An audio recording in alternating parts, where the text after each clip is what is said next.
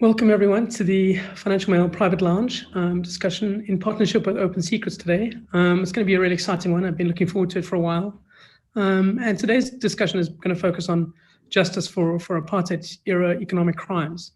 Some very exciting things have happened this week, thanks to Open Secrets, and we have a stellar panel to discuss it. What we're going to do is just have a series of questions, a Q&A for a while, 40 minutes probably. And then if you have any questions, please share it in the live chat, and we'll get to them after the Q&A session. Please ask whatever you like. We have a fantastic panel, as you'll see, and there's some very interesting questions that we'll get to. Just to introduce who we have on the panel. First up, we have Henny van Vuren, who is the director of Open Secrets. Henny has 20 years of experience in this industry in tackling corruption and accountability. Unlike Atul Gupta, I suppose, who had 20 years of corruption experience the other way. He previously worked at Transparency International, Institute of Security Studies, and he's the author of Apartheid, Guns and Money, which I'm sure a lot of you have read, which is a fantastic book. And before that, The Devil in the Detail, How the Arms Deal Changed Everything. Joining Henny from Open Secrets is Tabitha Payne, a legal researcher there, researcher, analyst, and lawyer. Tabitha is also a Birth of Justice Fellow, and I'm sure she's the power behind the throne at Open Secrets. Well, Henny hasn't said that, but I assume so. After that, Advocate Hermione Crinier, Head of the Investigative Directorate at the National Prosecuting Authority. You've probably read quite a few interviews with Advocate Crinier in recent weeks, talking about her rather critical role in terms of ensuring accountability for state capture. She's worked in 1998 at the NPA, and she left for a while and came back last year, where she's now has this pivotal role in ensuring accountability. And finally, we have Yasmin Suka as well, who I think a lot of people will know, human rights lawyer, former TRC commissioner. She's held numerous high-profile roles, most recently as executive director of the Foundation for Human Rights. But you will have read of Yasmin in various other roles, part of various UN commissions into Sri Lanka, into South Sudan, and various other very impressive credentials on her CV. So guys, just to start off, I think Henny, if you wouldn't mind just explaining what happened this week and I suppose why it's so significant. I think Henny, you might be muted. That's the Zoom, that's the 2020 anthem. You are muted. Good morning, Rob, and yeah, good morning to the viewers. Thanks so much, and it's good to be here this morning.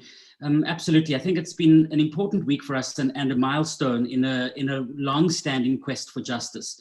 Open Secrets, working with other organizations and civil society, has been pursuing a range of economic crimes in South Africa over the last 40 years. And they range from the more recent crimes of state capture to the crimes of the arms deal. But an area where we've seen perhaps the least traction, which is quite extraordinary given the frustration of many South Africans with our slow-moving process of dealing with high-profile economic crimes, has precisely been the crimes that perhaps have impacted and have the longest-lasting impact in South Africa, and those are the economic crimes of apartheid. We tend to gloss over, forget that there were a group of large corporations active in South Africa and across the globe who assisted, aided, and abetted the apartheid regime and profited handsomely off that process. We've been investigating those crimes for a number of years. As you say, we've published some of that in a book, Apartheid, Guns and Money, and have been continuing to advocate for state authorities in South Africa and around the globe. And I'm sure that Tabitha might speak to our efforts to try and hold some of those corporations to account to do precisely that. And what we constantly have come up against are obstacles, which I think are the obstacles that we face are dealing with accountability for corruption involving large corporations, is that the law is often not in place or the political appetite is not there. And that's precisely because these are enormously powerful actors. And so what we've done this week is we have submitted to the National Prosecuting Authority, and we're very glad that Hermione Crinier is here today, what we believe is effectively a once-in-a-generation shot at justice. A docket which sets out the crimes involving two major European banks. One of those is a bank called Kredietbank, or KBC today in Belgium, one of the one of the top 250 public companies in the world, according to Forbes, worth many hundreds of billions of rands, and a somewhat smaller, bespoke, but equally important formerly sister bank of it in Luxembourg, called today part of the Quintet, but previously known as Kredietbank or KBL. And those two banks during apartheid, we have shown, were central to an arms money laundering network. They created an infrastructure, they created an architecture for the apartheid regime to move up to, well, we know up to 500 billion rand, according to the TRC, across the globe, that was used to buy weapons and technologies, and that was, of course, utilized in the wars of apartheid. It was used to kill, to oppress people. These are not questions when we talk about what the impact of economic crimes are. The impact of these economic crimes was the continuation of apartheid, was giving P.W. Botha's regime extra rope to continue doing what it was, and that was oppressing South Africans and oppressing Black South Africans in particular. And so, and Southern Africans, I think we should stress, this is not only the people who suffered a consequence of the human rights violations are Southern Africans. What we are saying is that corporations like Kredietbank or KBC and the Quintet Group or KBL have operated in the shadows for a very long time. But again, our evidence has shown that during that period in the late 1970s to the early 1990s, when international sanctions were in place to block the sale of weapons to the apartheid regime, these companies provided the kind of bespoke service that set up both front companies in countries like Liberia and Panama, so the money laundering networks which we've seen come out through the Panama and other papers over those years, these were taking place and being set up during the apartheid period by this criminal regime. And of course, they had numbered bank accounts, hundreds of numbered bank accounts. These were, effectively secret bank accounts in Luxembourg, which itself is a tax haven. It's a little country that's set up to enable these kind of crimes to take place. And what happened is, Rob, maybe just to make the point was, on the one hand, you have the human rights violations, which we've spoken to. The other hand, what we have is these banks became very profitable during the 1980s. And we argue that this is no coincidence. Banks like KBC haven't become economic powerhouses out of nothing. They became precisely that because of their role in assisting odious regimes like the apartheid regime to bust those sanctions. And I think crucially, this is not just what we present to the NPA when bringing this docket is not only the legal argument, but it's the detailed evidence, and some of that evidence includes evidence from former employees of Armscor, the South African state-owned arms company, who were involved in setting up the mechanisms, who operated offices from the South African embassy in Paris. These were clandestine spy-like operations, but effectively they were busting sanctions willy-nilly with the help of European, Chinese, American, and other politicians, intelligence agencies, who were all happily aiding and abetting the apartheid regime at the time. But if we follow the money, it leads us to the banks, and we argue that it's time for accountability, and this is the first big step in that direction.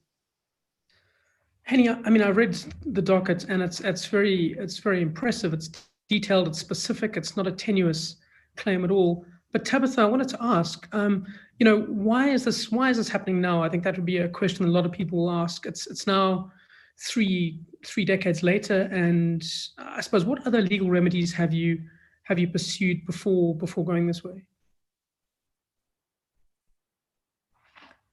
And why now? Sorry, there's a bit of a delay on my side. Yeah, it's a good question, and one that I think we've been getting for quite a while as well, while working on the two banks and trying to hold them to account. As Henny's mentioned as well, this isn't the first step in the process. It's been quite a while. We have tried other mechanisms, especially, well, in particular, the OECD National Contact Points mechanism. So the OECD is the international body that's meant to regulate corporate conduct in respect of human rights violations. But our experience there has been quite disappointing. So we tried to the idea was to take it to the banks, so actually go to Europe and try and get accountability there for their actions. But we found that the OECD mechanism was deeply fraught. So we, in fact, uncovered a huge conflict of interest where KBC was, in fact, representatives were sitting on one of the bodies that were responsible for deciding the complaint against them. We brought this to the attention of the OECD national contact point in Belgium. And when nothing happened there, we went to the Secretary General as well. Unfortunately, they didn't take any steps. And unsurprisingly, our complaint was unsuccessful. So we have tried other mechanisms, other remedies. But it also seems particularly appropriate for South Africa to take this on. The crime of apartheid came about internationally as a result of apartheid in South Africa. But why now? So, I mean, we know that the NPA has had some particular state capture issues in the past, and there's now a change in leadership and a definite indication of political will that hasn't been present before. The NPA has said that it's coming out against economic crime and corruption in ways that it hasn't said so before. If ever there were a time for taking this on, the time would be now, and pushing it. This is also it's a case that has everything going for it. When I first started getting involved in it, one of the things that kind of struck me was how it's almost gaslighty. It was like, this is of course this is a case that people should take on. Why hasn't it? It's been 20 odd years, and this was one of KBL transacted for about, I think, 70% of arms cause transactions regarding arms procurements. That's a huge quantity. This is a case that should definitely be prosecuted. It's quite the evidence against them. Experts have come out, various experts have come out and said this is a prime example of money laundering for arms procurement. And so we're hoping this is, as Henny said, it's a generation. You know, these opportunities come in once in a generation, if we don't do it now, it's unlikely that we will. And if we don't do it, then those networks that also Henny spoke about will continue. It's unsurprising that we see state capture when we think of the state capture that happened during apartheid. The same networks are used, for example, in the arms deal. We've got to do it now. Now is the time. I think that's a critical point, that accountability is the issue, and we haven't had a tremendous amount of success in ensuring accountability for economic crimes. So on that point, can I come to Yasmin? One of the supporting documents I think sent was a letter from the TRC commissioners sent to Shamila Batoy, and it specifically speaks about the lack of accountability. Even though the TRC Commission in its report specifically urged that hundreds of crimes for which amnesty was neither not given or they didn't apply for it be prosecuted, yet that hasn't actually happened. Yasmin, would you mind just sketching out the outlines of this unfinished business that you speak about in this letter, and I suppose why it's so important at this moment? Thank you, Robin. Thank you to Henny and Open Secrets for really raising these important issues. I think all of us need to remember that the South African Truth and Reconciliation Commission came into being really because of a series of historic compromises. One of those compromises was on the fact that under international law, apartheid was declared a crime against humanity and actually entered into customary law in 1969. And so really there was an obligation on the South African state to prosecute the crimes of apartheid. But because of the fact that we needed to, in fact, go to elections, the amnesty compromise was one of the last issues that held up the signing of the interim agreement. And what the amnesty provision provided was that if you applied for amnesty and you made full disclosure, then of course you would not be prosecuted, and you would not go, if you were in prison, you would be released. But if you did not apply, then obviously the law needed to follow its course. And so when the Commission completed the first segment of its work in 1998, it handed over a list of 300 cases to Bulelani Nuka for further investigation and prosecution. And arising out of that, Bulelani set up a task team to actually investigate those cases. And of course, when the PCLU was set up, he designated these cases as priority crimes that needed to be investigated. Now, of course, since 2005, right up until 2016, what we have been in is a battle to get those 300 cases dealt with. We succeeded, of course, in having an indictment of the first death squad in the Nokuthula Simelane case. We had the historic reopening of the Ahmed Timol matter. The Neil Agate inquest is halfway through, and we're waiting for a decision on the Craddock 4. But as we will see when we talk about the economic crimes issue, what we do have established is that there was political interference in prosecuting these cases. And effectively, there was a moratorium for almost 16 years.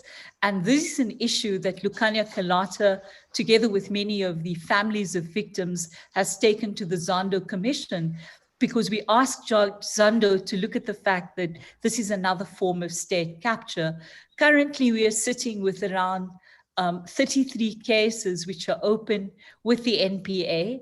And as Tabitha said, we have a new head of the NPA. And what we are putting to her is a proposal on how to deal with what I call the unfinished business, which is really prosecutions, because of this question of deep impunity in our country, which perhaps we might want to argue goes right back to the fact that from the colonial period, right through apartheid, right through the new democratic regime, we've never had accountability for these kinds of international crimes. And as we ought to remember, apartheid was a crime against humanity, which the state ought to prosecute even in current times.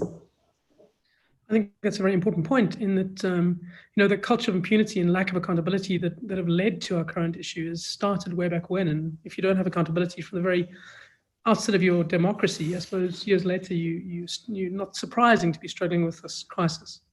Can I turn to Advocate Hermione Cronje and ask about this, who I think might have one of the toughest jobs in the country, perhaps next to Eskom CEO Andre de Ruyter. And it's actually linked in a way, because this morning she had to go to she had load shedding and had to go to the office to log on. So I think that there's a double incentive to deal with the crimes that happened at Eskom. Advocate Cronje, you have a terribly tough job. And I've read various interviews recently talking about your frustrations in making sure that you can find accountability for state capture, never mind the apartheid-era crimes. Can I ask, do you feel that the NPA has the skills to investigate crimes like Henny and Yasmina are talking about today, so many decades later? I mean, the NPA hasn't exactly distinguished itself when it comes to complicated economic crimes like, Steinhoff, VBS. We have had some action, but it's a patchy record. Yes, thanks, Rob, and thanks, Henny, for having me. Henny and I go way back. We first started engaging around the arms deal investigations. I was at the time in the asset forfeiture unit, and we were pursuing mutual legal assistance to repatriate some of the funds that we saw being laundered offshore. And that's when we began talking about the networks that Henny speaks about in the book, and I suspect the very same networks that leads to this particular charge. I just wanted to clarify from the outset why I'm here. The Section 27 of the NPA Act allows any member of the public to refer a matter to the investigating directorate. They have to do two things. They have to, in writing, on oath, set out reasonable grounds to believe that an offense has been committed, And they have to show that that offense is an offense that falls within the investigating directorate's mandate. And roughly that mandate is to deal with serious, complex, and high-profile corruption. We have a list of offenses of fraud, theft, racketeering, money laundering that we can investigate. So the purpose today of my involvement here is to agree to have a look at the docket that's been prepared and to make a determination whether it falls within our mandate. And obviously the question you're asking, whether we have the capacity and the capability in the light of all the priorities that we currently have to actually take on something like this. The reason I feel it's important for us to receive this docket is I do believe that the networks that we are currently confronting are networks that go back decades. And it is important for us to understand how those networks work. So your question is, does the NPA have the capability? Well, the NPA is building the capability. You know, when I was in the NPA 20 years ago, we had zero capability to do asset forfeiture investigations. We began building that capability. And now that I'm back, I find myself doing that job again, trying to put in place the building blocks of a capability to deal with serious corruption. So it's serious corruption, it's complex corruption, and it's high profile corruption. Each of those have a unique set of requirements to address effectively. When you're dealing with high profile corruption, you know, you're dealing with CEOs in very powerful companies, you're dealing with banks, you're dealing with politicians who operate at a high level. So there's the intense scrutiny that you face in doing this kind of work and that set of challenges. But complex corruption, it's complex for a number of reasons. It's not conventional law enforcement work to pore over bank statements, to look at financial records, to understand the regulatory environment that banks operate in, that corporations operate in. These are not the everyday skills of law enforcement and prosecutions. In the NPA, you know, daily we see press releases of the work that the NPA is doing. And the proud work that the NPA does is in the area of rape, robbery, murder. You know, that's the blood and guts of the NPA's work. They are, as you say, and as you well know from your writing, our record with serious financial crime is dismal. We're not unique, you know, around the world, countries have had to grapple with what is the skill set and what is the capabilities that are required to focus on serious economic crime. So you know what we have done, in the UK, the US have set up separate entities like a directorate like ours, where you have investigation, prosecution skills, and you have experts in accounting, for example, work together to try and understand the extent of the criminality and what are the mechanisms to hold people accountable. So we, you know, my recent foray into speaking publicly about building the skills was my enthusiasm that I was finally going to access the capability that South Africa has been building in the Zondo Commission. I mean, I think people see the work of the Zondo Commission day in and day out on their TV screens. I think what people appreciate less is what is supporting that work. You know, there's a digital forensics capability there, I think second to none, you know, in the world. And we are doing these investigations in a very different world. You know, people communicate on email, they talk on cell phones, they transact on their bank accounts instantly from their homes, sending their money anywhere in the world.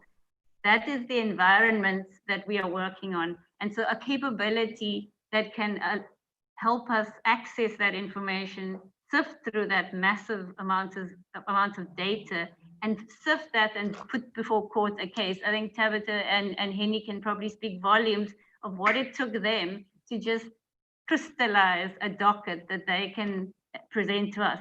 That's the work that we have been doing, building the capability and then trying to apply the capability to live cases that there is this pressing need to address. So we are building the capability, and I was very excited that this injection of capability and skill that we were going to get from the Zondo Commission, would shift and make a huge difference to the load that we're currently carrying with very little skill and capacity to support it. But I mean, you would agree that it's very critical to prosecute these economic crimes. That it certainly sends a message optically to executives in our corporate sector, where I feel that they have operated more recently with a sense of impunity than before. I mean, it's critical that we do send out a message when it comes to these headline cases too, right? I agree wholeheartedly. I mean, there's much public demand that we address politicians for the role they played in state capture. But equally, a lot of these crimes were facilitated by corporates, who received tenders and agreed to pay kickbacks. That's the simple model. That facilitating the environment in the state to award tenders, but somebody's got to pay for that, and it's the big corporates with the deep pockets who give the veneer of respectability and the veneer of propriety, and as soon as you dig deeper, you recognize that there's culpability on all fronts, in the transaction, in any large scale tender. There is culpability on the side of the politicians, of the administrators, but of business and the private sector. And I mean, Open Secrets has done a lot of work on the culpability of the enablers of accountants, bankers, and so yeah. I mean, I'm sure people are going to ask. Really, I should get on and deal with the work of state capture and not spend my time fiddling with old apartheid stuff. But I can't emphasize enough in the work that I've done in Tanzania, in Kenya, in Sri Lanka, Ukraine, the patterns are there and they just become more and more entrenched. And if you don't understand the patterns that are followed in laundering funds, in these offshore havens where the money is kept, they're the same offshore havens that have been there for decades. And I don't for a moment suggest that this is a case we will be able to do and unlock tomorrow. If I did, no one would believe me, because they're still waiting to see what we're doing on our current crisis. But I think people make the mistake if they say that's the past and state capture now is a completely different beast. There are continuities, and we see those continuities in the laundering networks. The funds were laundered. They were laundered through banks, and they were laundered through havens that protect launderers. And it's the same work of looking at the international financial system and say, how is this allowed to continue? How, we know where the money is, we know where it went through. Why isn't more being done to ensure that those funds are returned to the countries that need it for development purposes? I mean, there is an international movement, I know, to do that. But yeah, it's a continuum, and I think it's important to keep the whole frame in view. Yasmin, to come back to you, just in light of what Hermione has just said, I mean, it certainly indicates how pivotal the corporate actors were in terms of this entire process. I hate using the word actors, but I just did, and I didn't mean Matt Damon again. But in terms of the companies and the banks and the auditors, do you feel that the TRC initially did enough to investigate the economic crimes of apartheid right in the beginning, and the complicity of private companies and executives? Perhaps at the time we didn't realize how critical that element of it was. I mean, do you think that's a fair assessment? And what obstacles do you think that will be faced in this regard right now, I suppose, decades later? Thank you, Rob. I think the Truth Commission was criticized because of its failure to deal with what I would call the socioeconomic dimension of international crimes. And in fact, it really only focused on the civil and political rights violations. And of course, this was a huge debate in the Commission because we had many submissions from South African actors who argued that what we really needed to look at was the structural and systemic violations which really underpinned the policy of apartheid and really which was responsible for much of the damage that we even see today in South Africa. But one should remember that the Commission was a microcosm of South African society. And those of us who argued that the mandate should be interpreted more broadly lost that debate. And so one of the compromises, of course, was that we would have special thematic hearings, and those hearings would focus on the role played by corporations and, of course, the role that was played by labor, because I think many people forget how pivotal labor was to the transition and the negotiations at the time. But what was really interesting, of course, was that when business appeared before the Truth Commission, what they argued was that they were a victim of apartheid policies. And what they forgot to raise was, in fact, that after 1983, that actually become an extension really of the state apparatus to suppress really Black South Africans and those who took up the struggle against apartheid in our country. And many of them actually, besides the money laundering role that they played, and in fact the procuring of arms, they also sat on the national security structure and the security management system. And if we recall, this system actually reported to the State Security Council, and it was essentially really a main function of that JMC was really to deal with the question of unrest. And so a lot of money was actually spent on really repressing South Africans. And in fact, after 1980, what you see was one of the worst periods of the state of emergency.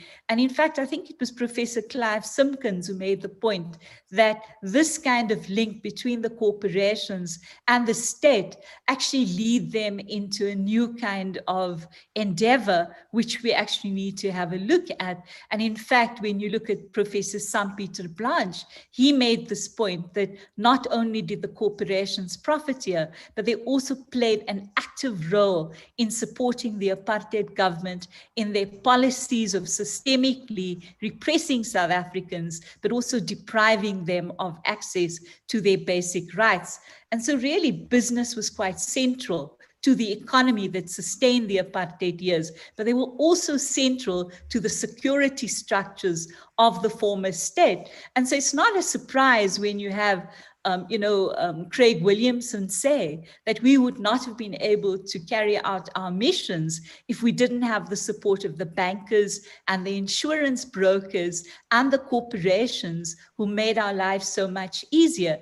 And what we should remember is that, under the Nuremberg regime, which is the first and the earliest, I think, manifestation of international criminal law, not only were the Nazis, in fact, prosecuted, but they also looked at the role that corporations played.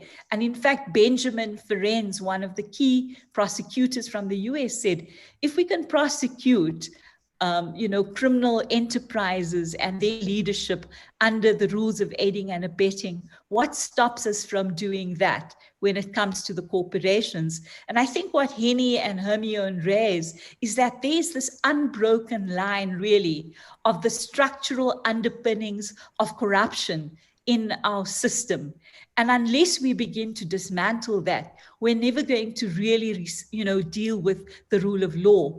And you saw that with the arms deal. You see that even with the PPE profiteering. Firstly, there's this question of impunity. But secondly, I think there's this question of the structural dimension of why all of this is possible. And while we look at the politicians, let's be very honest, without the banks and the money laundering, could the politicians do what they do? And I think economic crimes have become a really important focus of modern society for accountability, because at the end of the day, this is what destroys countries. And in fact, many of us are arguing that corruption ought to be seen as another element of a crime against humanity, and has been listed as such in a new covenant or treaty that is being drawn on crimes against humanity, because it really saps the lifeblood of a society, but more importantly, destroys trust. Because if you look at South Africans today, we're so disgusted at the fact that people have stolen from money that is meant to benefit the most poor. Why and how is it possible? It's possible because of all these shadowy elements that we never really focus on. And I think what Henny's case does is bring that to light. And what we see almost is this unbroken line of the structural dimension, which we need to identify, we need to raise awareness of, and then we need to deal with them by dismantling them and holding them accountable. I wait a letter from Jacob Zuma to Henny telling him why it's important that we deal with corruption. Henny, can I ask? I mean, your book specifically, you talked a lot about what the various companies, the way they acted under apartheid, and how they cozied up to the state and the apartheid government, and how it was important for their commercial success that they did so. I mean, what consequences do you see from this failure to hold these banks and others accountable over that time, I suppose? Yeah, thanks, Rob. I think that if you have a chance to and for viewers to have a chance to look at the Open Secrets docket, we've tried to set much of that out, and it's available on our website. And before I turn to that question, maybe I just wanted to try and emphasize one or two of the previous points that have been made. I think listening to the points that Jasmine has been making, how incredibly important it has been for us to recognize the work of the TRC and to see this as a continuation of those efforts. And in answering your question, Rob, is also to say that, this is also a continuation of work that others have been leading. There's been the work of the Kulamani Support Group and others in civil society who have been fighting these battles tirelessly long before we started, and we see ourselves as building, on that tradition. And it's a tradition which has not necessarily always succeeded in the formal sense, but we need to recognize that what we're doing here in South Africa, in the one hand, is not unique. But in fact, we've got the guts to do with that which many people in so-called well-established democracies are not doing, and that is saying, hang on, there's a fundamental role played by large corporations in profiteering off such crimes, and we need to hold those to account. And we do that obviously not because we don't see a role for the private sector in the economy. We precisely do, but we need to see an ethical, the private sector playing an ethical role and not enabling these crimes in the manner that we have.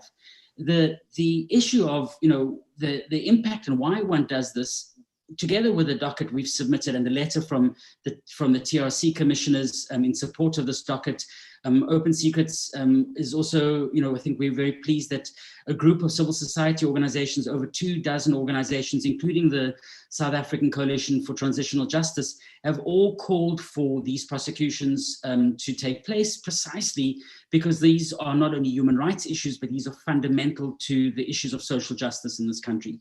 I think Jasmine spoke very powerfully about some of the impact, but I think the first recognition is that this has caused an enormous amount of suffering. And if we look at all kinds of economic crime, let's use, if I can, Rob, use a couple of examples just of, if we had to use so-called indicators, and I don't want to lump people in groups of indicators.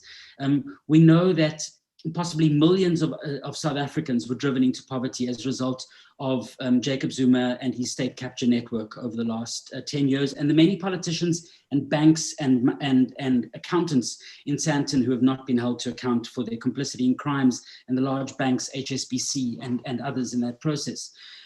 We look at the crimes around the arms deal. We know that antiretroviral medication wasn't provided, which could have prevented the loss of lives of 300,000 fellow South Africans who are no longer with us, 300,000 people. And equally, we look at the misery that's being brought about by apartheid. And so the argument that's been made by civil society and organizations like Open Secrets is precisely that you don't get to cherry pick justice. Where there has been suffering, where there's been wrong that's been perpetrated, you cannot decide to wear your very narrow political lens and say, I'm going to choose, because I don't like Jacob Zuma, I want to see justice, unfold in this manner for this particular individual and that network.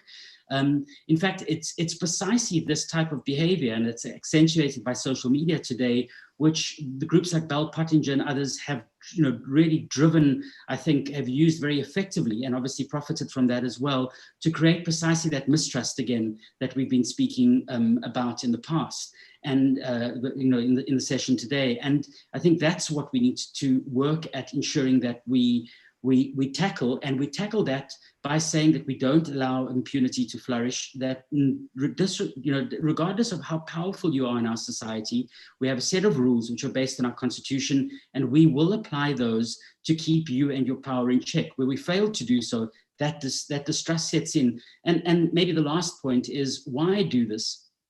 Or one of the last points to say why do this is the institutional challenges that Hermione and her colleagues at the NPA are involved in today in trying to fix, the difficulty that they have of almost having to rebuild an institution. And we've done this before in the democratic dispensation, but how extraordinary that almost 20 years later, she has to come in and we have to kind of reimagine an entire institution. Now we need that energy, we need that to happen, but we can't continue to go through these cycles. And these are cycles of violence that are perpetrated against our democracy, cycles of violence that are perpetrated against poor people in this country.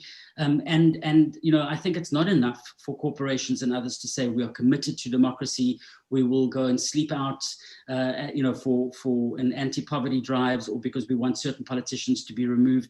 We need to say, regardless of who sits next to you in the boardroom, if they are linked to issues of economic crime or corruption, we will freeze them out. You can't only ask the ANC to do that as the governing party. You need to make sure that you do that with your peers in the same way. And obviously, we need that tone to be set by the prosecuting authority and others. And the crimes of the apartheid is not just something of the past. It fundamentally has shaped the lives of the majority of South Africans. And this is precisely why, we as Open Secrets and other civil society organizations argue that the time is now for action. So, Henny, your point is that this is relevant now. It's not dealing with something that's decades old. Tabitha, to ask just about that, what would be the value in terms of legal precedent now to have a prosecution of these banks, Credit Bank, for the Apartheid-era crimes? I'm sure the point is it has relevance and value to our current society, right? Thanks, Rob. I think it's useful also to kind of step back and have a look at what exactly we're talking about. So it's not just this kind of abstract discussion about corporations' involvement in a crime against humanity. If you look at, just take a step back and look at the crime of apartheid, right? Which is a crime against humanity, and what that actually means. If you look at South African society today, you still see spatial apartheid. You still see an education system that disadvantages Black people and advantages white people. You still see the fact that job opportunities are not equally available. Poverty lines are racialized. The lived reality of today is a result of apartheid. The human rights violations are what we're talking about. When we're talking about crimes against humanity, it is fundamentally a human rights issue. And the human rights issue is an intergenerational one that we're talking about. It doesn't just stop at 1994, it continues today. If we're actually going to have any kind of change, we have to make sure that it's systemic. That's the fundamental, I think, strategic value of this case. Is we're looking at, okay, if crimes are going to be committed, what do they need? They need money, they need banks. we need to actually deal with. Sorry? I said often they need Salamessa as well, but it's fine. We can move past that. It was a terrible choice. Told by Henny, no dad jokes. Sorry. Love me a good dad joke. Yeah, if we tackle it's kind of also, I think, was what Yasmin was talking about. If you look at crimes from the very beginning of international humanitarian law, they did look at the role of corporations. One case, for example, was dealing with gas masks used against Jews in Nazi Germany. And they knew what they were producing, but it was profitable, and so they did it. And that's kind of, I think, the changing public perception is also really important. We're no longer saying, okay, well, business is just business, and profit is a reason to commit human rights violations. More and more people are outraged by this. More and more people want to actually see accountability and for the role of corporations in maintaining these systems, as Henny said, that just continue and continue. If you are actually going to change something, you need to root out those systems. It's the value as well for today is if you think of the very basic rationale behind criminal prosecutions, you're talking about deterrence, and you're talking about tackling impunity and accountability. These are the very same reasons why, for us as Open Secrets, it's been an incredibly important case.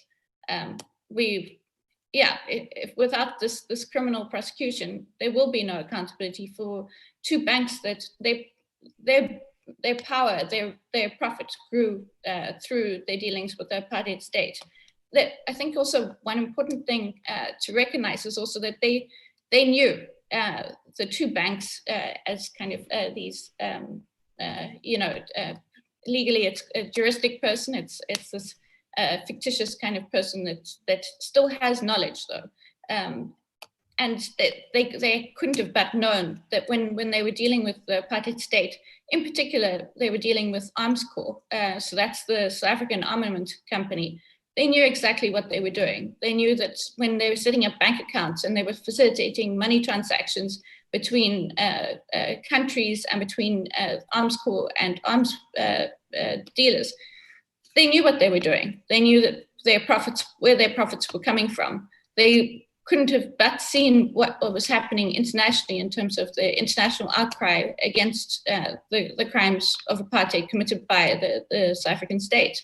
Not only, as Henny said, not only in South Africa, but this was throughout the African continent. We're talking about Angola and Mozambique, Namibia. The apartheid government's reach was quite far, and it needed arms. And they needed banks to help this. And they got this directly through KBL and KBC. Without dealing with that, we're still going to have the same issues. We're sending a message that you're allowed to profit off human rights violations. You're allowed to profit off suffering and devastation, and not just in one moment, but that costs generations. We're going to be seeing the effects of apartheid well beyond our lives. Absolutely. Yes, I mean, just to ask you about that. I mean, we've had other efforts. Henny spoke now about the previous cases to hold corporates accountable for apartheid. The Kulumani Support Group case, the action by Dumisa and Sebeza. I mean, and why did those cases go nowhere?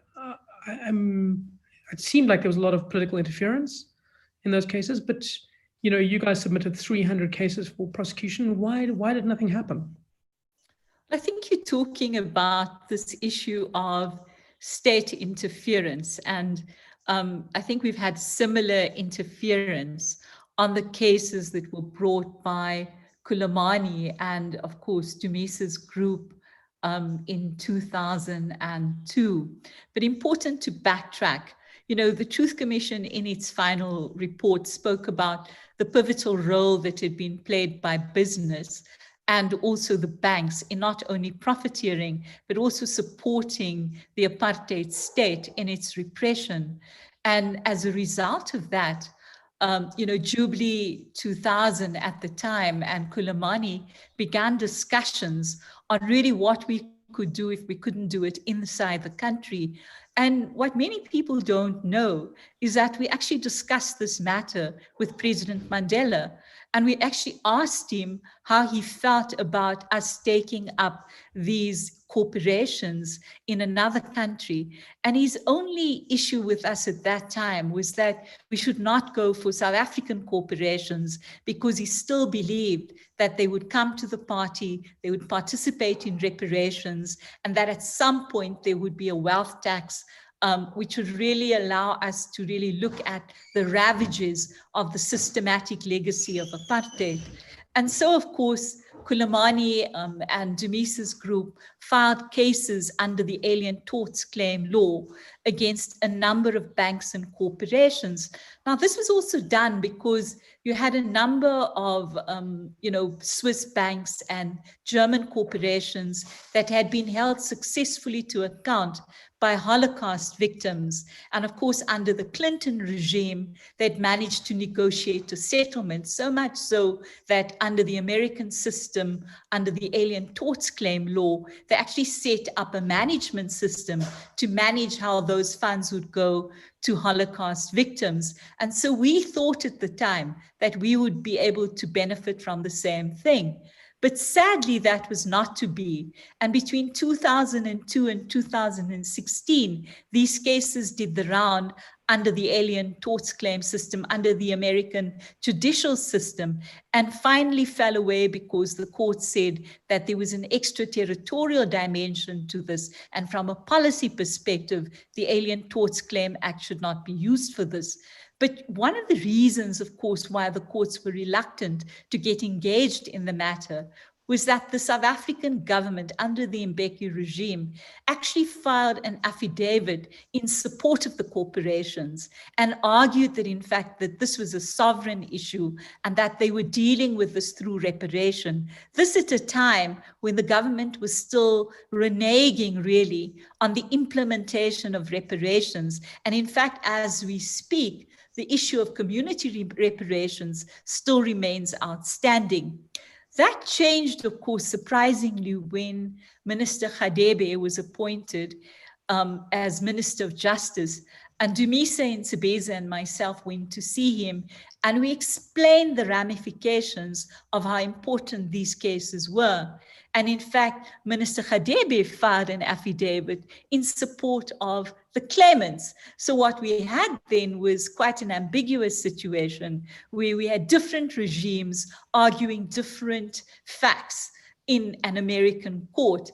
And as I say, surprisingly, not surprisingly really, the court dismissed the application because I think policy-wise, they wanted to stop the Alien Torts Claim Law being used by people from other countries to bring cases into the United States. And secondly, of course, the sovereignty issue was one that under the Bush administration, they also wanted to close down. And so that's really, I think, the sorry story. Of course, one corporation, General Motors, in fact, did make a settlement, and that money is sitting with the lawyers in the United States. And we really have to decide on how we're going to actually deal with that, those funds that have come through.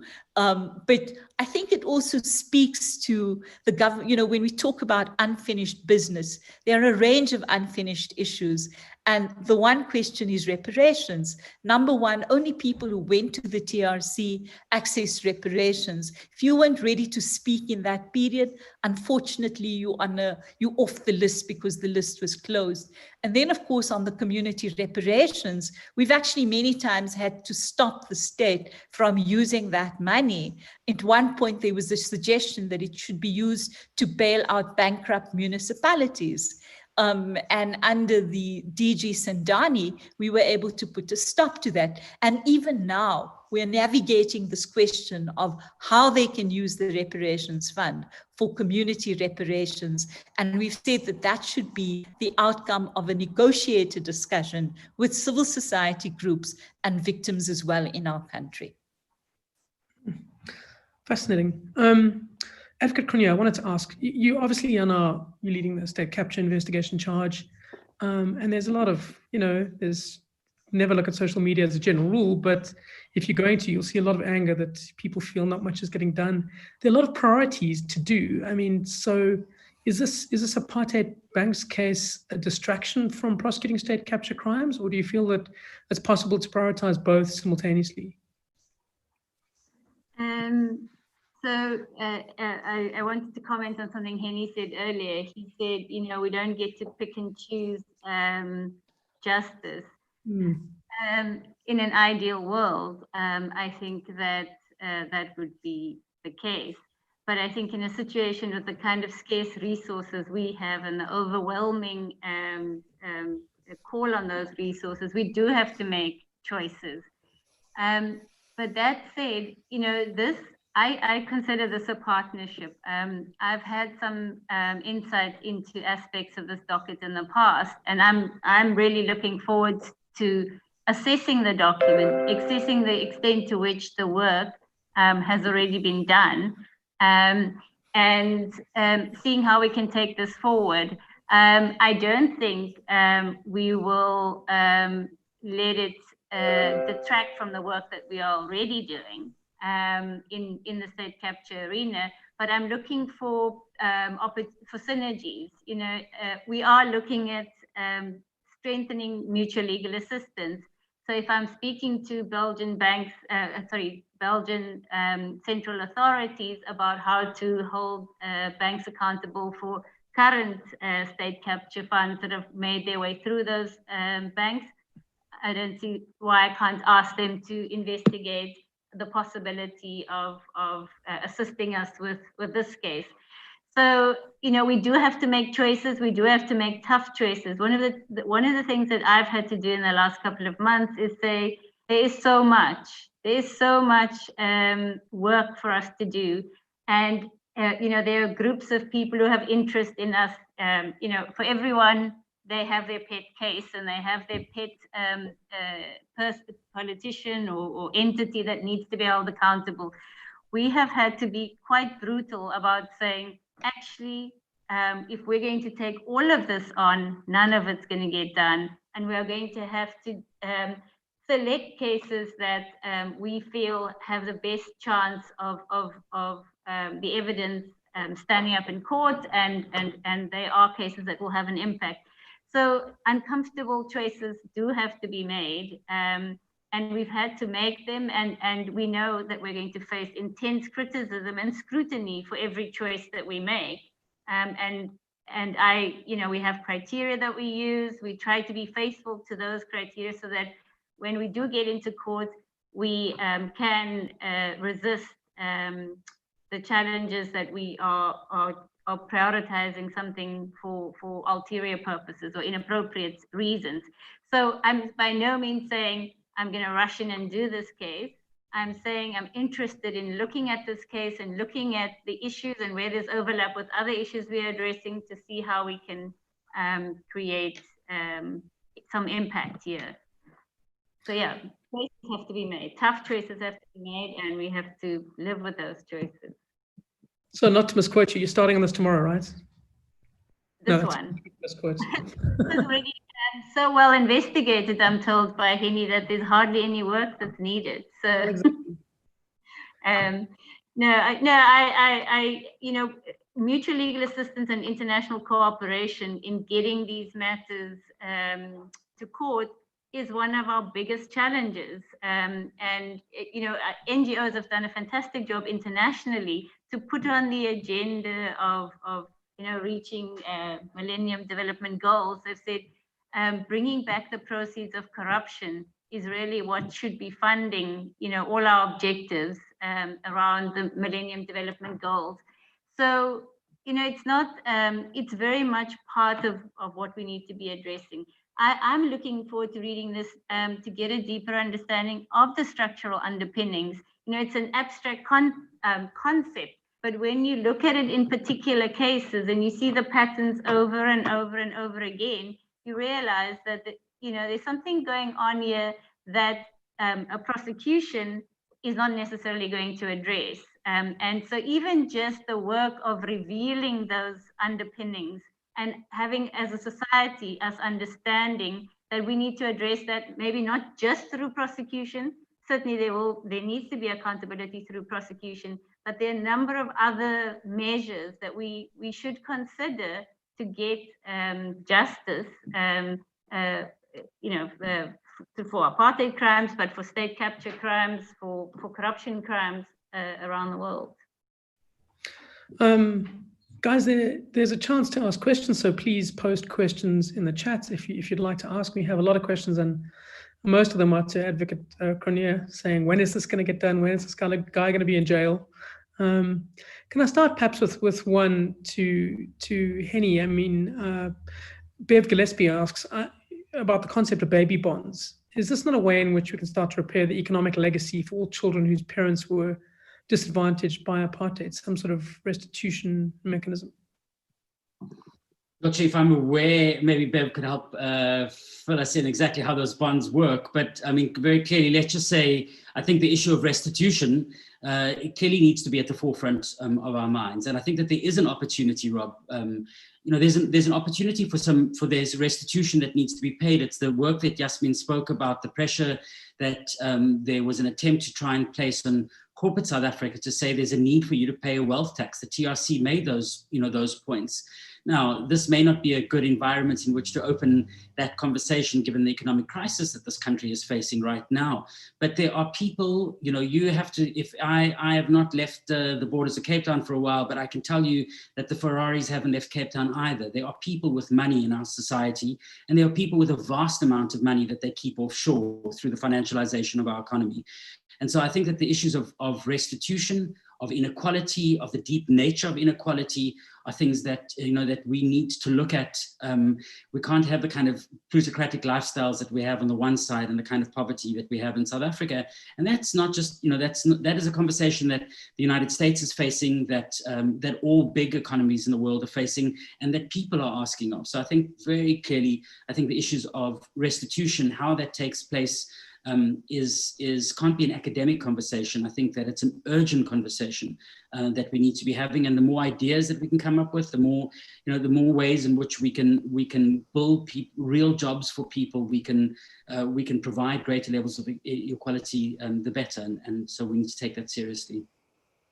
Yasmin, perhaps I could ask this next question to you. It's a question from Mkulu Mashia.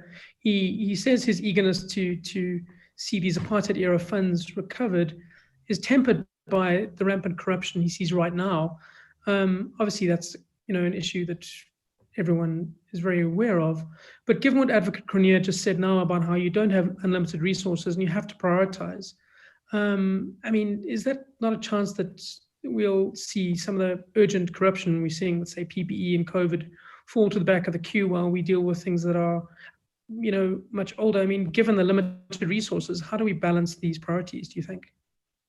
I think it starts off with this question that Hermione raised, which is of balancing, different interests, but also understanding the linkages and the connections between what you see in the patterns of the way these crimes are committed. And I think if you look at the role that the banks have played, those networks remain open.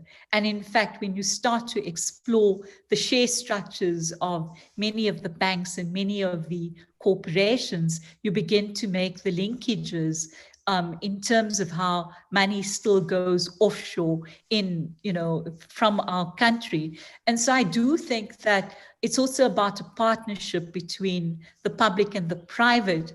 And so Henny's done an enormous amount of work in putting this docket together. And so to some extent, if there's a partnership between the NPA and groups like the Open Secrets, then I think you're going to see that a lot of the work can be done. And similarly, when you look at the apartheid, the political crimes cases that we are dealing with, we've hired our own private investigators. So at one point, we had both Frank Dutton and Brigadier Cliffy Marion working for us. And in fact, they've done most of the, what one would call the groundwork. In fact, if you look at the Timor inquest, that would not have happened if we had not driven the kind of processes that need to happen.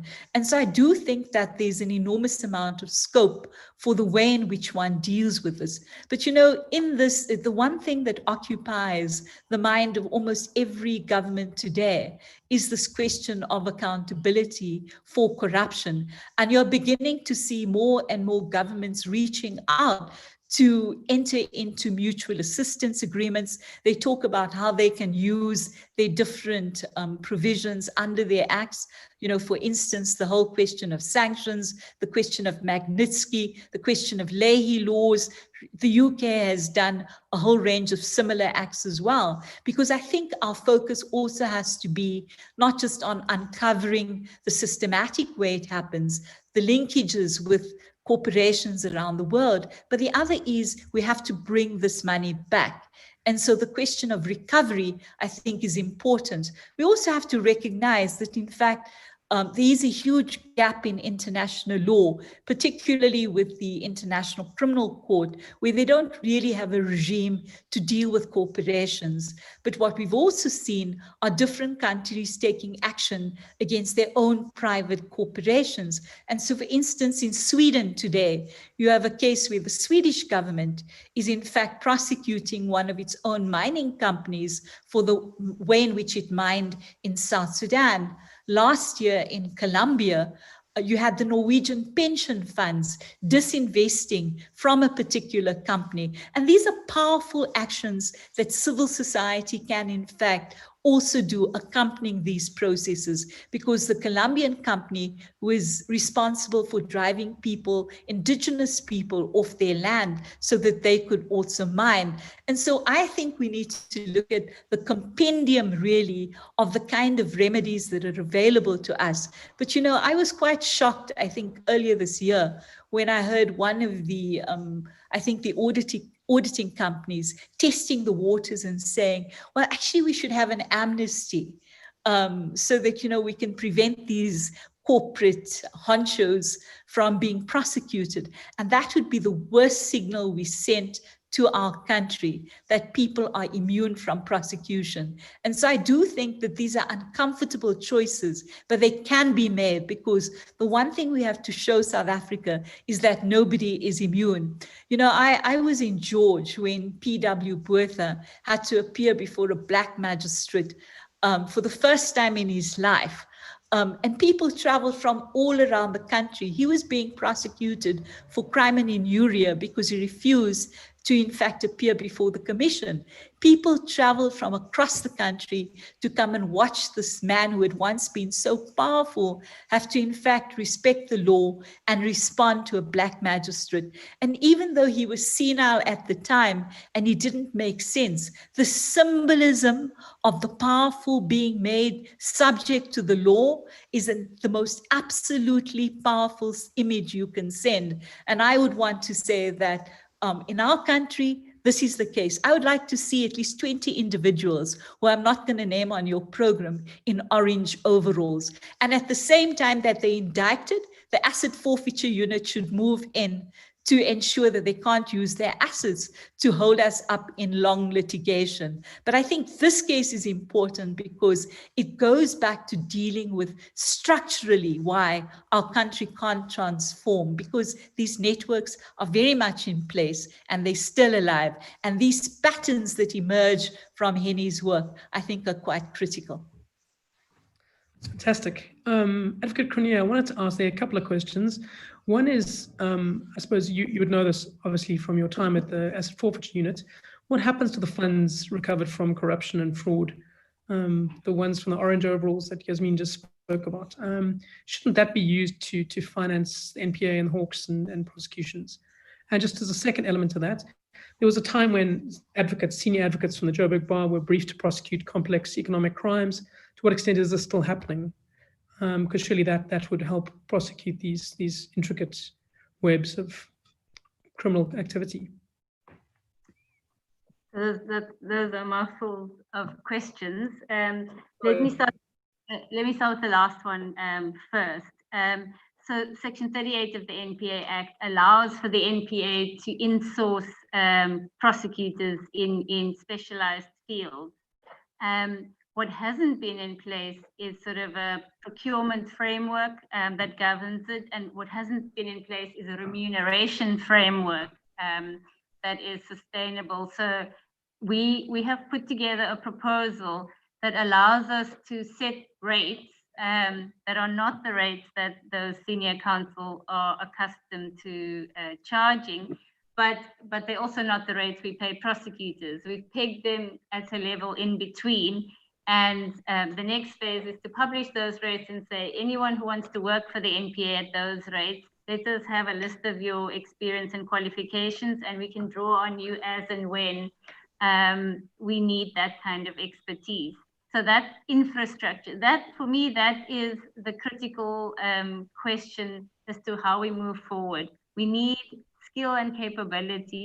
We won't get them at public sector salaries because the people with the experience and the expertise can command such, I would say, outrageous remuneration out there.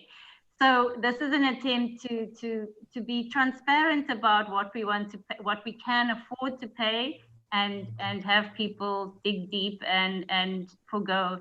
You know, everyone will say that they're willing to assist the state at some have said pro bono.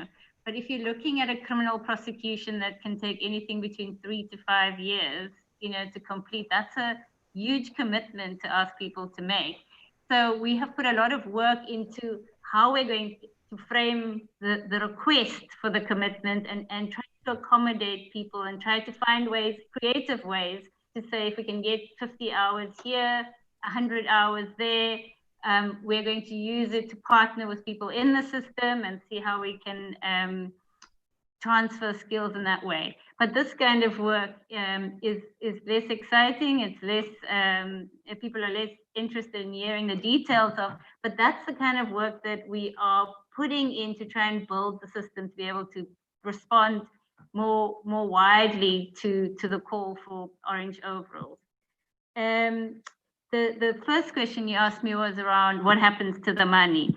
So the Prevention of Organized Crime Act has a section that says all funds recovered as proceeds of crime or instruments of crime go to the Criminal Assets Recovery Account. So it's an account established in the Treasury, and a committee of ministers sit and they disperse those funds.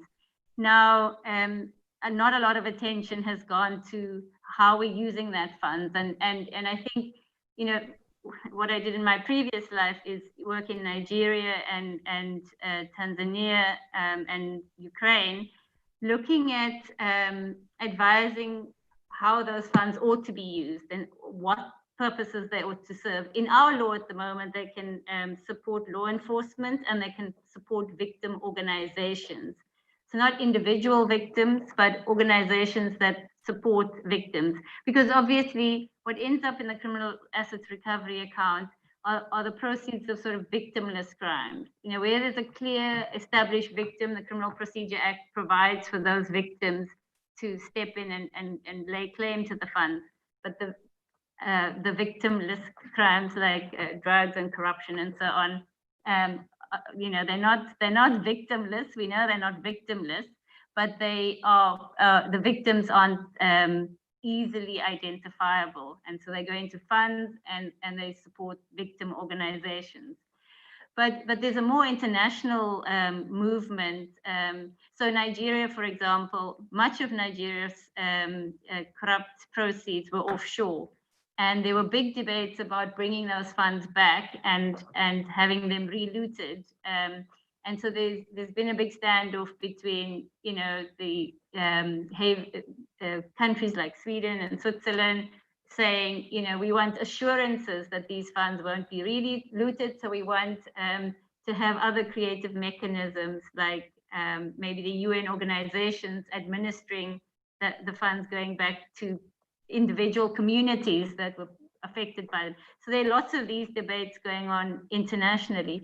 I mean, another component of this debate relates to another question that was asked, is immunity from prosecution. and sort of the deals that are out there to be struck that allows us to repatriate funds, but potentially forego a criminal prosecution of a corporation. Now, this is a big debate in the US, because the US has been very effective at prosecuting multinationals that commit crimes offshore. And they've done lots of non-prosecution agreements or deferred prosecution agreements and have settled for large fines. And there's a lot of criticism that not enough people, human beings who commit these crimes, are ending up in orange overalls. Corporations make a financial calculation, they pay back a portion of the proceeds that they've made, and they settle on that basis. Now, that's something we need to discuss as a country, I think. The extent to which we will, from a corporation, accept a financial settlement, and how we, people like me in the NPA, who have to make those settlements, what will guide us, what will protect us from not being seen to be making unprincipled settlements. So there's actually a process in the NPA right at this point, because we've had a few corporations come forward and say, no, we would like to tell you everything, and we'd like to pay back some money, but let's debate the terms of those settlements. And there's actually very little to guide us as prosecutors. And we're looking at setting up, publishing some guidelines and having that debated publicly, because it's a South African issue.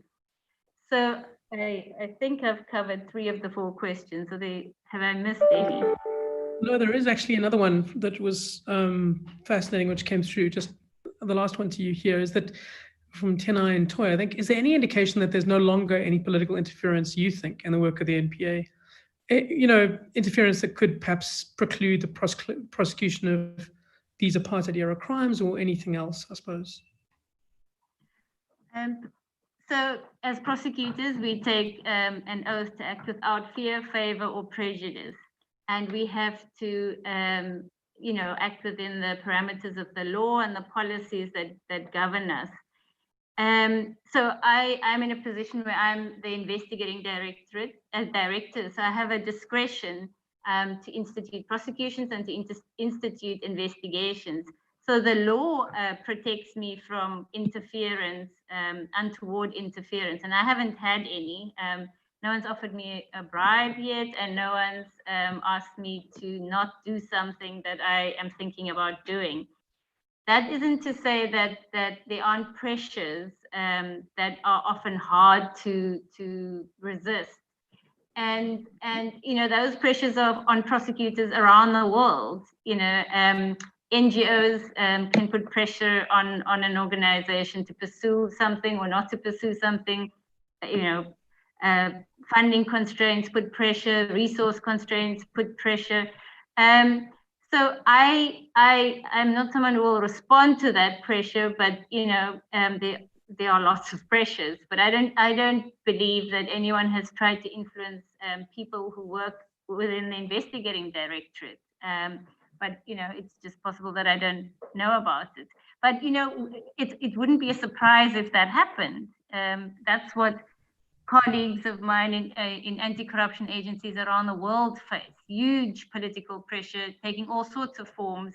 And so it's an occupational hazard that we have to be prepared for. And our best defense is demonstrating that we act in terms of the law, we act in terms of the policies and the procedures and our ethical duties. That's really our only response to attempts to pressurize us. Mm. Okay, Tabitha, a question for you. What legal outcome, Stephanie Kemp asked this question, what legal outcome do you envisage if the trial against the banks comes to fruition? How do you see it playing out? Thanks.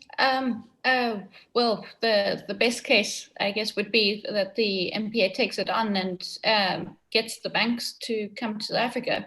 I think that's just envisaging that's quite powerful. It's an accountability for these crimes, where it's similar to what Yasmin was saying about FW de Klerk, like coming to court, the power and the humility that what does that actually look like? Yes. I mean, I'm not going to overstate what the NPA would do, but the legal remedy for that, essentially what we'd like to see is the banks coming into court. So representatives coming from Belgium and Luxembourg and going through a criminal trial, and where they have to answer for their crimes. So there would be a testing of evidence and a thorough hearing of evidence, and that's the essence of what the criminal procedure is. It's a truth-finding exercise, and if they were to be convicted, then what would happen is, and this goes to Hermine's point as well, so then there would be an administrative fine. What we would like to see is not so much the individual criminal prosecution. So that is important. It's not saying that it isn't important, but we feel like because of the systemic nature of these crimes as well, there hasn't been enough accountability of the actual corporation. So often individuals will be pinned for something that's taken. The benefit has been to the company. The benefit has also been to the individual. But we want to see more of accountability that's attached to the corporation. Then otherwise it's very easy to kind of shift everything off, all the blame, all the issues and everything like that onto an individual. We are talking about a structural issue. If you take banks out of the equation in terms of crime, imagine what the world would look like. That's not talking about an individual CEO of a bank. You're talking about the banks, and if we could do that, if we could get them to have a sizable fine, not just a piecemeal one that they can come. I think the issue of settlements is that if a corporation is so guilty that they come to a settlement, or that they feel it's too much hassle to go through a court process, and that they want to then pay a settlement fine, that's an indication that obviously they're just seeing this as a type of transaction that's part of business. The fine has to be so hefty, I think, that it makes them actually not want to do that. They don't see it as part of making profit. Is just having to pay this administrative fine. It has to be significant. That's the kind of legal remedy that we would like to see. So I guess to kind of summarize it would be, we actually want to see the bank prosecuted. Also, when you're talking about crimes against humanity, it's often they're not prosecuted immediately. Individuals die, but you still want that accountability. And we would want to see some sort of fine or other remedy that's significant enough to be a deterrent effect, have a deterrent effect on other banks, including ones involved in state capture today. Okay, and then I think, Henny, just before we wrap up, just one last question. What happens to this case if the NPA decides they don't want to prosecute? Would you then go ahead with a private prosecution? And perhaps that would be a way to bring it to the courts sooner, right? I mean, what do you kind of think? What's your thinking on that? Thanks, Rob. At Open Secrets, and I must stress, this is a team of people who've worked on this investigation, and now where we are now, the docket that Tabitha's led in the drafting with colleagues has been a process of 8 years in the making. We think now it's the responsibility of the NPA. 3 years ago, we sat in a room with a group of experts, and I want to be clear, there's a group of people around the world who've shown solidarity in providing their time and their support and their effort to this case. And we looked at bringing this to the NPA, and clearly under the captured NPA, this was going to be impossible. The institution had been gutted and it would never deal with this. As much as there was pontificating about crimes of white minority capital, we never saw one prosecution ever take place of those crimes. It was all bluster for short-term political gain. Now we have an NPA who we believe seems more committed to acting in lines of the Constitution. We think it is their responsibility, and it cannot just be pushed off again to us as civil society to say, we'll go around and shop around ground for another forum. Our forum are the institutions that are there to serve our constitution and the public interest in South Africa. And so, Rob, I think it's recognizing that as well, it's while we appreciate Herman's point is that there are pressures that, they are placed under in terms of constraints, etc. We need to recognize that there's going to be enormous political pressure. There will be political pressure from large banks around the world, Swiss and other banks who are also implicated in this crime. I can assure you that the Swiss embassy is watching this webinar very closely. I put my, the little money I have here, I'll put on the table to say to you, I'm dead sure that the Qatari embassy is watching, because KBL is the Luxembourg bank is today owned by the Qatari royal family. It's effectively a state bank. So there's going to be lots of interest from people we didn't anticipate. And of course, KBC is one of the most influential banks in Belgium. It's at the very core of the establishment, like we would see one of our big four banks in South Africa. And then, of course, from our own banks, there are going to be a whole range of people, frankly, men and women in suits who are going to argue that we shouldn't rock the boat, let's leave this. And so the pushback will happen in all kind of quarters, as it has happened in the past. And I think it is crucial now that we need to see tenacity, we need to see the commitment, we need to see that commitment of purpose from the side of the NPA to start this prosecution against these two banks. Because I think it means a great deal, not only to justice in South Africa, it means that we are committed to tackling the crimes of the past, but we're also committed from those learnings, how are we going to tackle the big corporations that have profited off state capture and the arms deal, for example. We need to, again, understand this as a continuity. And lastly, we do this because we don't want these crimes to reoccur. We don't want, our country has been the source of extraction for decades. People take what they can and they run. And I think this is the process we want to stop. We want to make sure that South African corporations that are acting in the same way right now in Zimbabwe, together with the repressive regime of Mnangagwa and ZANU-PF, are told that we will come for you too once there is a settlement and that the will of the people actually prevails in a country like Zimbabwe. And of course, it's playing itself out. If we look at what's happening in Mozambique today, these are the results of the plunder that's taken place between politicians and corporations that have gone unchecked, and we wonder why countries fail in the way they do. So the reasons to do this are very clear. And, this is not a question of an NGO going to shop around for justice. This is a question of a movement of people, of groups of civil society organizations that are saying to our democratic institutions, we beg of you, do your jobs. We've done everything we can. Here it is. Annie, that's a very powerful point. I think if you were a political party, you'd have lots of people voting for you right now. Better than any of the other alternatives, I would venture. I think, guys, let's just have a 1-minute wrap up. Just your thoughts on this and what this means and why this is an important moment for I suppose, for accountability in the country. Herman, would you mind if we started with you? Sure. So as I said at the outset, I'm looking forward to going through this docket. I'm looking forward to seeing how it resonates with the other cases that we're working on. I'm looking forward to seeing how we overcome some of the obvious obstacles.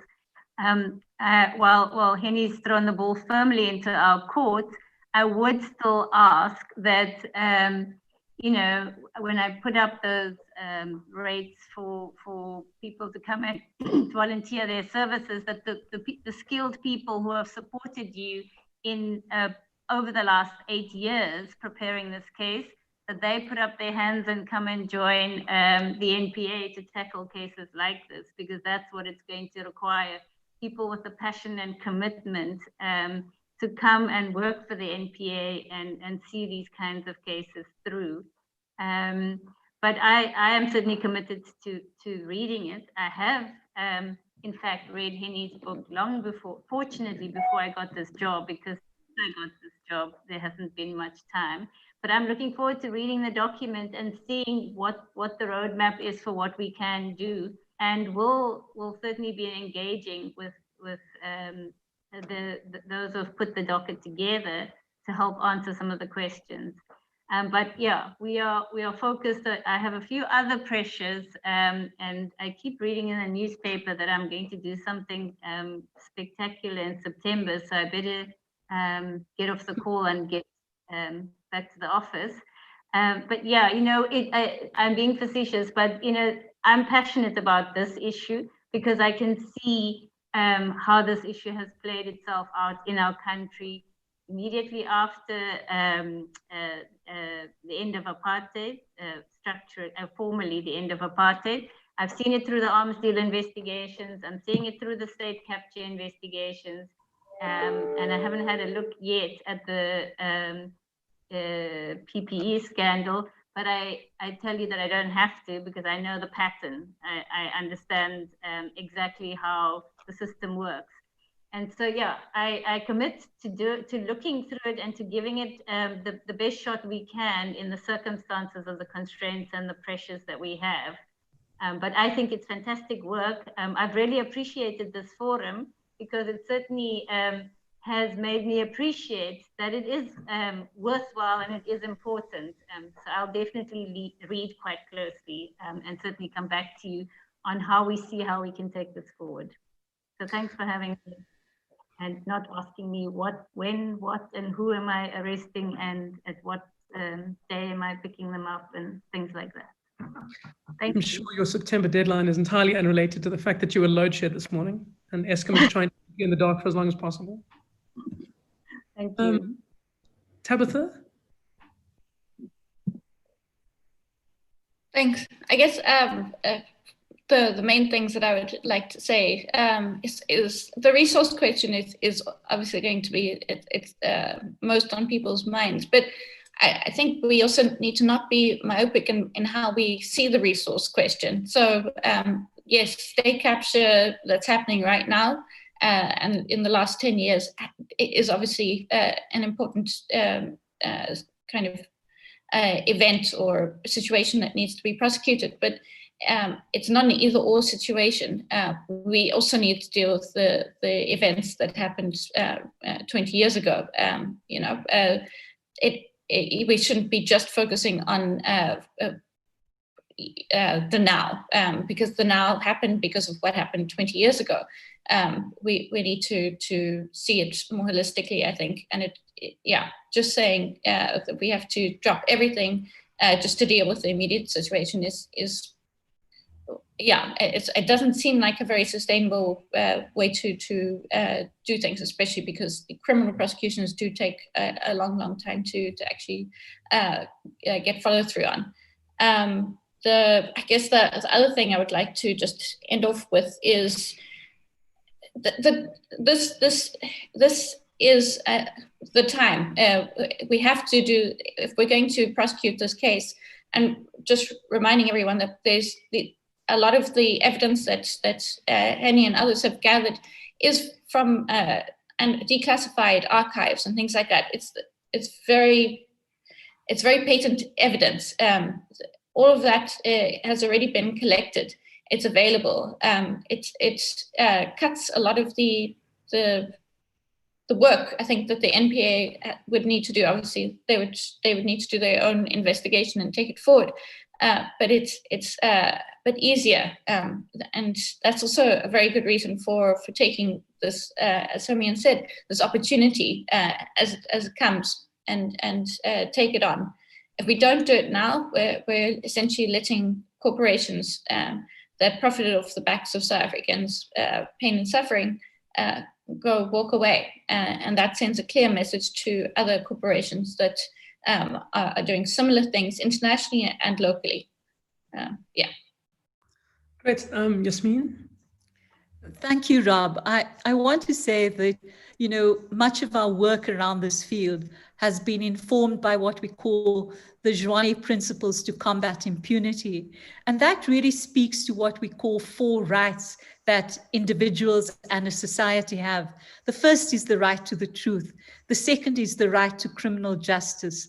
The third is the right to reparations. And the fourth is really this question that we are grappling with now, the guarantee of non-recurrence or institutional reform. And so I would argue that, in fact, taking on this case is really about the institutional reform that is necessary in South Africa today to ensure that we don't have impunity today, as we have seen by so much of the corruption scandals in our country. To Hermione's point about advocates, we are represented in the unfinished business by 3 pro bono legal teams. And we have a group of advocates led by Advocate Howard Varney, and a number of junior and senior advocates who work at human rights rates. Also a number of legal organizations that assist. So I would argue that the willingness is out there. And if it is driven by civil society, then I think you create the political will that is necessary to ensure that Hermione actually gets the resources that she needs. Last week, I spoke to the Kenyan Anti-Corruption Unit, and while they're effective, the way in which the state is crippling them is by not providing the necessary resources. But I'm going to end by what Benjamin Ferencz said. He was one of the Nuremberg prosecutors dealing with this question both of corporate crime and Nazi crimes. And he said that corporations actually reflect the mores of the society in which they function. And I think that's something that we need to look at. How does this level of corruption in our country affect us? The question of impunity, the question of the lack of accountability. Because if we want to build a rule of law society in which the values of the Constitution matter, the right to live with dignity, equality, and freedom, then I would argue that this actually is the basis for why this case should in fact be taken on. Thank you. Fantastic. And Henny, as a final word. Thanks, Robert. I think a fantastic panel that has made all the points. We are in this for the long haul. I think it's not only the long haul of trying to achieve justice, but what we want to try and achieve and build in this country as South Africans. And that process of building social justice will require us to tackle the tough, uncomfortable questions that are present in our society. The questions of imbalances of power, the people who wield them and those who profit from it. And I think that this case is precisely an example that allows us to do that. The chairman of KBC wrote to Open Secret some time ago, and in responding, basically said, look, there's no real evidence you're going to give us, completely not true, but said, we have no recollection of any of this happening, but if it did happen, we are sorry, effectively. And that doesn't cut it. I think there's a flippancy in the way in which these cases are treated. We need to show that our commitment, our resolve, is about holding these powerful actors to account.